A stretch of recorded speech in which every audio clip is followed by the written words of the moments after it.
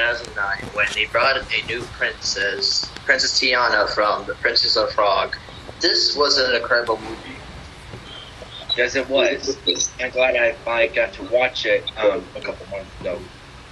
But yes, for this awesome movie back in Disney, I first watched this at my grandma's house because Disney was showing some commercials about it and they actually premiered it, and it was absolutely amazing.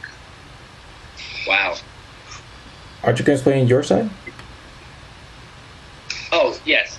Of course, I've been seeing the commercials and stuff. Of course, I wasn't interested as much, but since I started liking this one voice actor, I decided I wanted to watch it, and I finally saw it when I got a DVD of it from Amazon, and it is really good. The music and songs and stuff, the plot line, and yeah, it was just really good. Couldn't agree more. You first?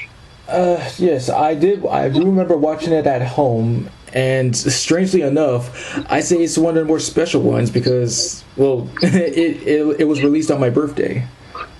Oh wow, that is awesome. So yeah, what a win-win. Yeah, it's pretty cool. Let's see. So basically, the plot of it, first we see this little girl. It was Tiana as a kid, and we see her dad, and they're cooking something in the kitchen, which was making all the neighborhood wanting what they wanted. Yeah, because gumbo. Just specify that out. Yeah, but it was sad to learn that years later that he sadly passed away. Well, that happens with typical Disney stuff, where it's just missing or deceased parents, but just pull through. Oh yeah, I was explaining for this plot though. Yeah, Tiana's working at a diner, and of course, she wants to make her own kind of diner herself, her own restaurant kind of place. Restaurant, yeah. Go on. Oh no, hold on. I'll let you guys explain more. Okay. Okay, we're going. Okay, so while Tiana is taking care of her business, we also see another side from Prince Naveen, who's said to be just the heir to the throne, so to speak. Just thinks he's just king of the world, until he stumbles upon the witch doctor, Dr. Facilier, and just teaches him a lesson about not to screw with magic spells or something like that. I gotta say, Dr. Facilier's song was epic. We're not there yet. But it was I'm just gonna appreciate that. Well, yes, I agree too. Alright, and go on. Well, yeah, I did. Yeah, go on. So yes, since making a deal with Dr. Facilier to be main girl of his dreams, he is turned into a frog, and he doesn't like that, and in order to turn back to normal, he has to kiss a princess, and unfortunately for Tiana, since she is dressed as a princess, she is mistaken as a princess. So, and for the kiss, instead of turning Prince Naveen into a human from a frog, Tiana turns into a frog. And since he is a frog, his butler, I'm assuming, named Lawrence, fills in for Naveen. And yeah, I'm not too keen with that. So Tiana and Naveen need to find a way to turn back to normal, and that's where they run into a friendly alligator corridor. Yes, you got it right. Alligator. Alligator named Lewis, and yeah, he's not like any typical alligator, and he is really friendly. He wants to join to a jazz band. Of course, everyone's afraid of him since he is a vicious reptile, but he's really kind dude. So he is and go to a special a lady that might change your picture. Yeah. And then along the way, they meet a firefly named Ray. Yep. Yeah, Ray was a great character until sadly, during the movie that he died. Yeah, he got stepped up by Facilier. Ooh. But overall, See what happens? and Naveen got turned back to normal, and Tiana got her dream, and they both got married. Yeah, I gotta say, this is truly like one of the best Disney movies out there. No doubt about it. Yeah, I mean, especially this is like one of the few times they have a color princess for this occasion. That's what I like. Yeah, they had. That's a really good idea to do. Mhm. And yeah, that's about it. Parts or scenes or anything? Well, here's the thing though. It's been a while since I've seen the movie. Although I remember some parts, so I'm not gonna explain that much, so I don't tire myself out. Oh, okay. But I'll explain some of mine. Where Ray sang this song to a star that he likes. So that's like one of my favorite songs in the film. That's it? You fresh? Oh, okay, well, the one scene that always has me dying is those three dumb hunters. Especially, like, just Naveen just screwing with them in the boats, and I always die laughing when that big dumb one just smashes his dad's ears. It goes, ow! It's just too much. And of course, like everything else, I will explain in different sections, but that's just the one thing I just love about the movie overall.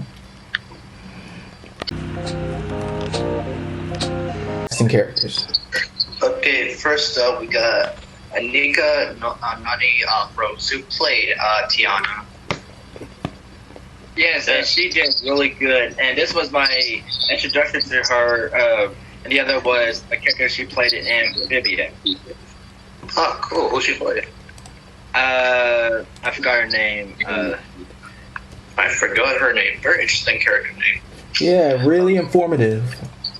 But what was surprising that she played Catwoman in Justice movie back in 2021. Yeah, that is pretty impressive for her to do that. Mm-hmm. Let's see. You guys know her from other media? Oh, let's see here. Let's see. I'm checking too. Of course, she returned to the. Of course, she was on Law and Order. The Simpsons. Sophia. Okay, yeah, that makes sense. Voltron. Avengers Assemble. Let's see here. Family Reunion. Yeah, of course, Amphibia. Of course, now she's in Star Wars Visions, the web series, and that's about it that I know. Okay, I found out who she played, Dr. Jen. So, the character she played, Dr. Jen in Amphibia, she's like a museum director, and she became friends with Anne and the Frogs, like having find a way home, and she's fascinated with them, and yeah, I really like her character. Say again? Okay, so yeah, Anika Nani Rose is a really good voice actor, and I really like her work as Tiana and Princess Frog and Dr. Jones and Amphibia, a 10 out of 10. Infinity. Let's see here. Next up, Bruce. Bruce Campos. Bruno. Oh, my fault. Because I was reading out from somewhere else, but what do you call it? It was shocking to find out that he's a Brazilian actor and lawyer. Yeah, like I just discovered this right now. It's shocking. Yeah. But I gotta say his work as Prince Naveen, he did really good. Yeah, he really did. And yeah, he's just a really awesome guy that, I don't know much about him except the Brazilian lawyer part. That's unexpected.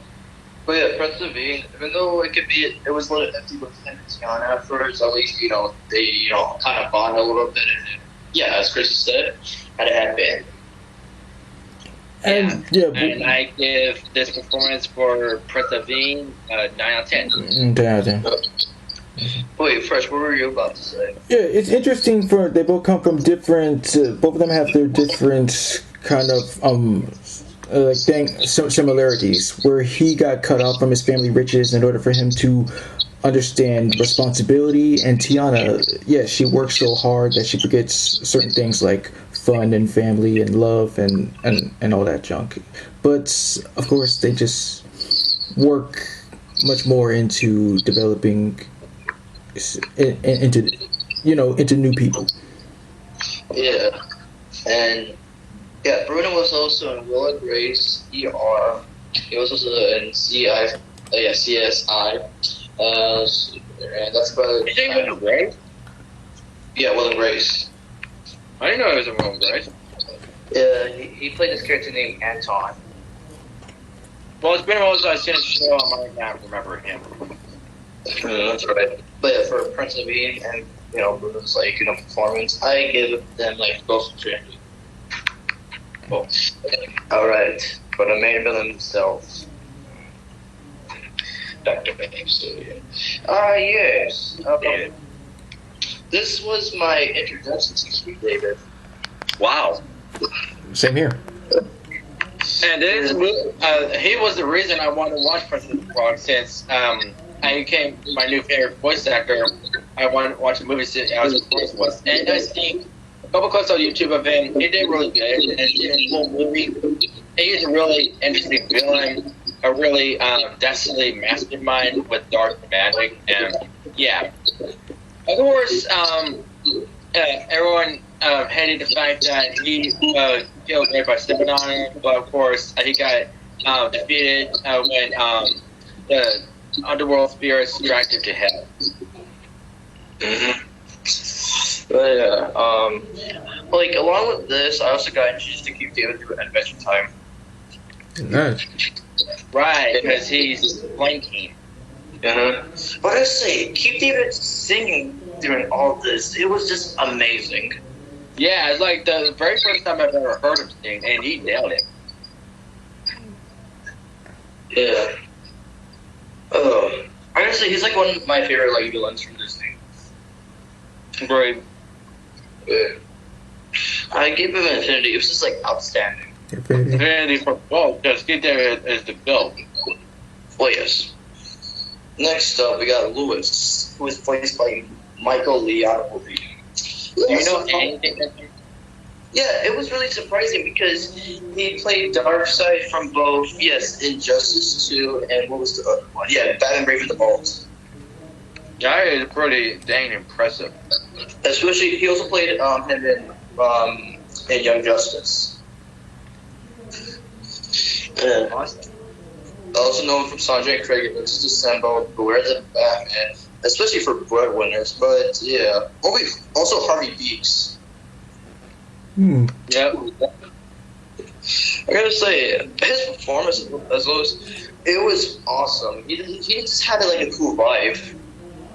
Yeah, I'd love to hang out with him if I had the same ability that Naveen and Tiana had when they were trying to frogs, that they don't understand animals. You could become Dr. Dolittle. That's what you could do. True point. Yeah. But for Michael and Lewis, I give them both Infinity. They're just awesome. Agreed. Yeah. And now for Jennifer Cody, who plays Charlotte. This was my only introduction to Jennifer Cody, because I didn't know other works she has done. Well, one of her other works I got introduced to was The Winx Club, which I've never watched, and she plays a character named Darcy, which by her appearance looks like she's a villain in this show. I'm also watched the show from Nickelodeon. That's how I got introduced to it. Were you interested in Winx Club? I mean, I watched a little bit of it because, yes, I did say it came out on Nickelodeon, but I kind of went in and off. But what was really surprising, that half the cast members were from Victorious. Wow. And let's just have an entire cast from another Nickelodeon show to voice another Nickelodeon show. But what I liked about the cast from the Winx Club is that it was a mixture of both professional actors, professional voice actors, and Canadian actors. There is neat.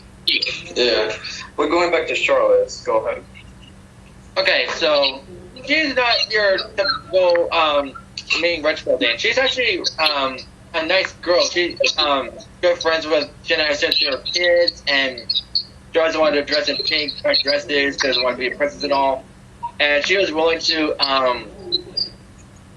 break the spell for Naveen and Tiana, but since it was too late and stuff. But she's not a bad character. I really enjoyed her thing in the movie, and I really like her. Agreed. I give her a 9 out of 10, but for Jennifer's performance, yeah, 10 out of 10. 10 out of 10 for both. 10 out of 10. Alright, Trish, may you discuss Ray? And how? Yes, Jim Cummings, yeah. I mean, once again, of hearing how much just enthusiasm he has with his character, along with singing and giving emotion. While Ray may be, one of the main comic reliefs, he is like, I found it to be just really fascinating. How he just willing to defend his friends and harbors over his love for Evangeline, and of course his aforementioned death that we've mentioned like so many times. Like, he really did not deserve to go out that way, but he did. But at least he went out with his love, and he actually turned into a star. That too, right? Yeah. What was back to Jim Cummings singing? That's like the main reason I like the song, because he did so good. I love hearing his voice. What was most shocking about it with Jim Cummings' performance? Just the voice he was doing the whole time was like outstanding by it.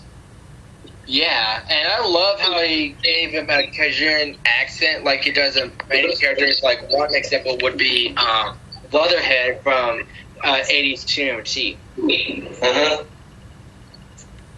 Yeah, for Ray and Jim, I give you 30. Okay. Me too, because he rocks, man. Yeah. Alright, and now for Naveen's butler, Lawrence, voiced by Peter Barton. Yeah. Although, yeah, a little bit of a small role here and there, but helping out Prince Naveen with, pretending to be him. But it was the transformation scene for me. I was like, what is going on with him? Because he is more to tend to be Naveen, since he is a frog, and I didn't really expect that. And have you noticed he almost looks like a monkey? That's what. Ever since when I watched it in I don't know, like an auditorium at school one time, that's what kids been saying. Like, he looks like a fat monkey. Man, Now, you can't unsee it. is that considered being? No, I'm not gonna say it. But for Lawrence and for Peter, I give them 10 out of 10. A what? He said 10 out of 10. Oh, I give Lawrence a 5.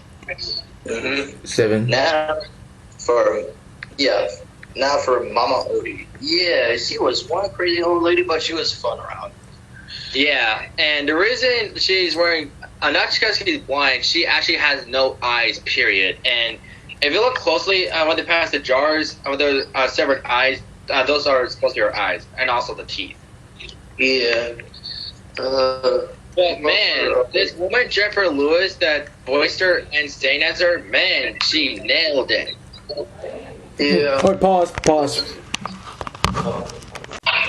Okay, so this is one of my introductions to Jennifer Lewis. My first one was actually in Cars, where she plays Flo. Yeah, me too. And Flo is a really funny character. Like, I remember horse scene where she mentioned she got gas and made her and Gas. Yep. Show off. But yeah, I gotta say, her performance in Mama Odie, she nailed it. Oh yeah, she's like one of the best fan favorite characters in all of Disney, besides Ray, of course. But yeah, she's really fun and a bit creepy, like you said, but she's still pretty funny. Totally agree. And for Jennifer Lewis and Mama Odie, Fendi. Agreed. Yes. And now for Tiana's mother, Adora, voiced by the great Oprah Winfrey. Close the doors. Josh Peck is about to come. Wait, what? What does that have to do with anything? Because Chicken John. Jesus. Yeah, because he likes Oprah. Really? He actually likes Oprah in real life too.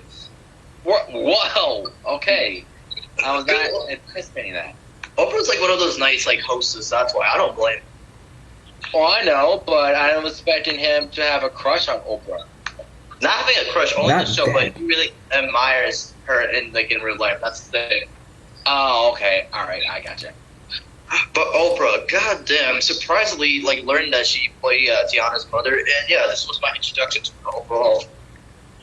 Well, of course, my introduction was the commercials and stuff. I didn't really see the shows she was in, but yeah, she did really good. And my other introduction, besides this and in real life, was Judge Bubbleton and Beaver. Mm-hmm. Well, I did like her character, just being very supportive of Tiana, like her dream of opening her own restaurant in the future. Yeah, that was really great for her. Yeah, and I'm glad she is very helpful. She's really nice, too. And for both, 10 out of 10. Agreed. And now for James, her father. Yeah, Fresh, you want to explain a little bit? Well, like, don't really remember much. All I just know is that he's like a supportive father who just advises her like about like reaching out to dreams or family and something like that. So, You got it half right, and yeah, and since Tiana was like cooking gumbo for the first time, he tasted it. He thinks it's delicious. And he thinks that everyone should taste it. So he like shout out to everyone to come taste her homemade gumbo, and everyone loved it. And yes, of course, he's really a good character. And do you know anything for his voice actor, Terrence Howard? Well, yes, he was in Big Mama's house. Oh yeah, he's the main antagonist in the movie. I forgot. Yeah, he played the ex-boyfriend. Dang, that Right. was... Yeah, and of course, Marvel fans will know him because he was the first actor to play War Machine. Oh. Remember, yes, Well, in the first which Iron one Man do you movie. like? slow. Yeah, I was going to go to Spain. Yeah, in the first Iron Man movie, but go on, Christian. I was going to say, like, which version of the MCU War Machine do you like better? Don Cheadle. Agreed. Yeah, that's how I got introduced to him, because that's how I know him best. Even though I don't get why they changed it in the first place. The same with the guy that was Hulk and the ape Hulk, played by Mark Ruffalo in Avengers. Because Well, if you slow down, but Yeah, we'll explain it. First up, Edward Norton, the original Hulk. Everybody loved his Hulk better than Mark Ruffalo, so no offense, but he wanted a better script. Marvel didn't agree, so he had to let go. And plus, he didn't want to do spin-off movies with the Avengers. Oh, okay. Yeah. And for Terrence Howard, he was just mad that he didn't get that much pay. He was like, he should get more pay than Robert Downey Jr. Oh, God. Wow. Yeah, that's why they let go of him, and they had Don Cheadle. Wow. Yeesh. But this is the only role I like for Terrence Howard because, yeah, the character James was a good father. Yes, he was, and may he rest in peace in the movie. But he's still smiling on Tiana for living up her dream. Mm-hmm. For James, I give him a 10 out of 10. For Terrence, I give him a 6. Yeah, 10 out of 10 for James. I mean, Terrence was a pretty decent actor in Big Mama's house, but after hearing of what happened, I would say I'll agree with your score with a 5. All right, and your score, Fresh? yeah, just same as y'all. Okay, Fresh, explain about Big Daddy. Well, yeah, exactly what we kind of like said with Charlotte. He too, being a very wealthy Southern gentleman, that always is a compassionate man.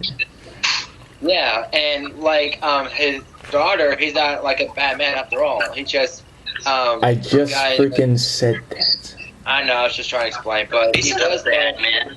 He's not a bad man. He's a good man. You get it, John. Oh, come on. I ran right into that, didn't I? Yeah, you kind of did. But it really shocked me that, John Goodman could do a Southern accent. Well, he did the same thing in B-Movie, remember? True, but this is how I first got introduced to his Southern accent. It still surprises me to this day. I got introduced to that through B movie. And Oh, yeah. yeah, I agree. He did really good, and he really likes those desserts that John made. I forgot what they're called. Hey, do you know desserts backwards is stress? Huh? The word desserts, if you switch the words backwards, it's stressed. Really? Yeah, What? Wait a minute. Let me write. that's true. That's a true fact, though. Yeah. Yeah, that's very, very, very cool to hear. Yeah. Yeah, I learned that years ago. I was like, oh, that's an interesting fact. Spell desserts and Oh then my spell god! You just, I didn't trick him. I surprised him that day. What the? Oh, what the hell? All right, calm down before I have to lock you up in the mental asylum. Ew, with me. Nah, I'm just playing. But, really. Okay, with John Goodman, he did excellent as Big Daddy. And I'll just say this again for the introductions. My first introduction to him was the show Roseanne, but how I really got introduced to him and animation-wise was Monsters Inc. Monsters Inc. animation, live action, Roseanne, and also We're Back Dinosaur Story. Excuse me. Group. Yeah, Big Daddy. Clutch your name. But yeah, I like him. Both him and John Goodman, they get Infinity. Yep. Same hell. Hey, yeah, let's talk about the actors that played young Tiana and young Charlie. Even though I don't know much about them, they did really pull off the roles. Yes, they did. And I'll let you explain. Well, I just basically explained, telling the story of like, what was the story about again? No. Of course. Well, it all started with Adora reading the story of Princess to young Charlotte because he likes to read princess stories and stuff, and Tiana just had to be like playing with her and stuff because she's like basically like helping out Big Daddy and stuff, like sort of like a maid. Mm-hmm. And let's see, next up is we got Reggie. What was it? Montgomery. No. I know Reggie, and what was the other one's name? Two Fingers, and what was the other one? Wait. Oh, yeah. Darnell and Two Fingers. Darnell, yeah. Opinions about those guys? Yeah, they were hilarious. They were the best part of the movie for me again. Yeah. But out of all of them, I really know Paul Briggs, who played Two Fingers, because he played Marshmallow from, Frozen. Oh. Yeah, you remember the big snow monster? Well, I know what you're talking about. I know his name is Marshmallow. Oh, yeah. I mostly know him from Big Hero 6 when he played that big guy Yama, Robot Battle. Yeah, I remember him. Prepare your blood, hero. Exactly. And, Wow, that's a shocker. And then now we have Mr. Henry and Mr. Harvey. Yes, the money enforcers that Gianna was talking to like get her own restaurant, but of course they refused. And then they're shown at the end, but when they're trying to like get it again, and then they're scared by Lewis. What was really shocking is that one of them was voiced by Mr. Harvey was voiced by Corey Burton. Yeah, that is pretty shocking. But do you know who Jerry Kernigan is? No. Me neither. But yeah, Corey Burton, like, introduction. I believe that it was, if I remember correctly, Snowed In at the House of Mouse. Oh, okay, good one. For me, I remember vividly, yes. The first time I got introduced to him was Mickey Mouse Club Bells. Good one. Transformers animated. Also good one. Yep. And it's also Benton Oliver's, Jake Naylor and Pirates, the House of Villains, and yeah, Corey Burton is like a really good voice actor. I'm glad he's been one of my favorites, mainly because of Omniverse. He's not just a voice actor, he's a Disney legend. Well, of course, since he's been the current voice of Captain Hook. Not just because of that, because whenever it comes to like OG Disney movies, him and Jim Cummings are always in those like movies. Think about it. Well, Think of Aladdin. You're not wrong there. Yeah. But for all right, next up, Buford. Yep. Boss of Tiana at the diner. He is average. He is okay slash I don't know. Mhm. But do you know Michael Yard? No. Me neither. Now for the other Gators, Marlon and Ian.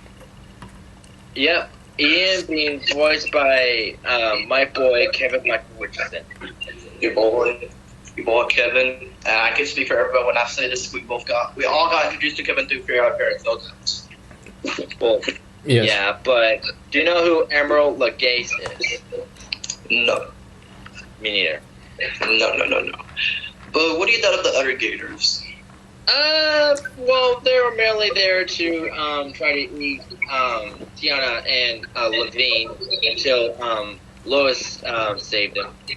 He didn't save them. They just stuck there, and they just slept there for the night. And of course, surprising ones were Randy Newman, who played cousin Randy. Randy Newman. Oh my God, he did! Oh my, I can hear him. Like I remember before they sang that song, and that is awesome. Yeah, that is awesome. Got a friend in me. You got a friend in me. Oh man, he's just a legend. Yeah, no doubt. Shit. Wait. Go ahead. What you're saying?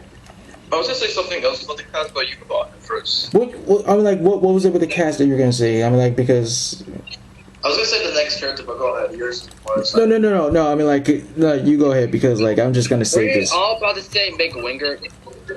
No. I was gonna say Georgia. You remember her? No. No, okay, but Chris, what's your news? Yeah, Oh, right, because, like, I don't know if it's still just additional, but yeah, the OG voice of Darwin, like, he was in there. Whoa. Cool. It's pretty cool. But yeah, what Christian mentioned about Mick Winger, yeah, playing Travis, Charlotte's like little assistant. That was really surprising. Even though my introduction was come from Panda, Legend of Awesomeness. Me too. Yeah. How I found out about this, yeah, of course watching the movie, but I found out because Mick Winger has a YouTube channel, and there was a reel of all his characters that he voiced in animation, and one of them was Travis. I was like, oh, that's pretty cool. Yeah, that is pretty dope. But yeah, of course, other than Poe and Travis, he's also the current voice of Joker from Batwings. Right.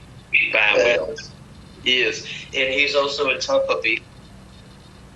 He's a tough puppy. Tough puppy. He's a tough puppy.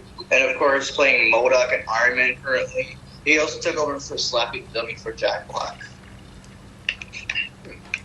That makes sense, yeah.